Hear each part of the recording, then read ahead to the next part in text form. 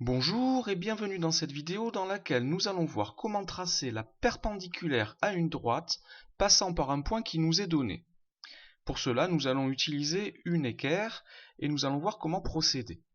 Alors, nous avons besoin pour commencer d'une droite qui sera la droite D et d'un point qui sera le point A, et la consigne est donc de tracer la droite D' perpendiculaire à la droite D et qui passe par le point A en utilisant donc une équerre.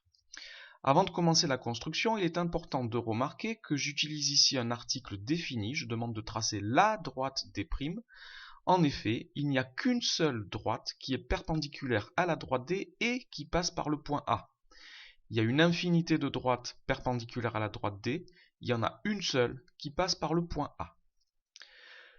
Nous allons donc utiliser une équerre, et la raison de l'utilisation de l'équerre, c'est la définition de deux droites perpendiculaires. Deux droites sont perpendiculaires si elles se coupent en formant un angle droit. Et il se trouve que l'équerre possède un angle qui est un angle droit. Le voici repéré sur le dessin.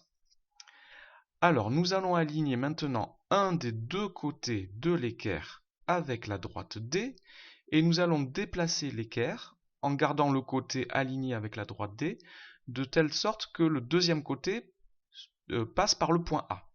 Alors pour faire cette manipulation, vous pouvez utiliser une règle que vous passez le long de la droite D, ce qui permet de faire glisser l'équerre comme ceci et d'arriver jusqu'au point A. Une fois que vous en êtes là, vous pouvez prendre un crayon et tracer la perpendiculaire AD qui passe par le point A.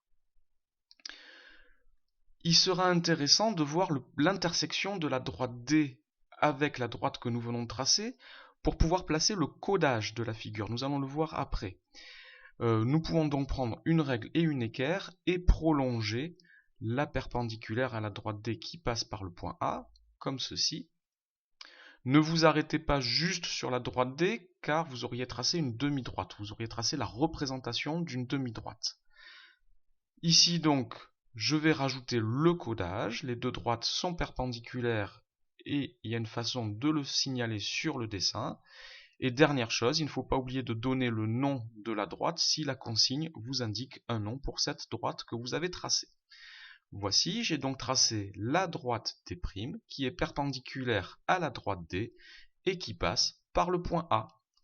Voilà pour cette construction. Merci d'avoir regardé cette vidéo. N'oubliez pas de lui donner un j'aime si vous l'avez aimé et de vous abonner à ma chaîne si elle vous intéresse. Merci, au revoir.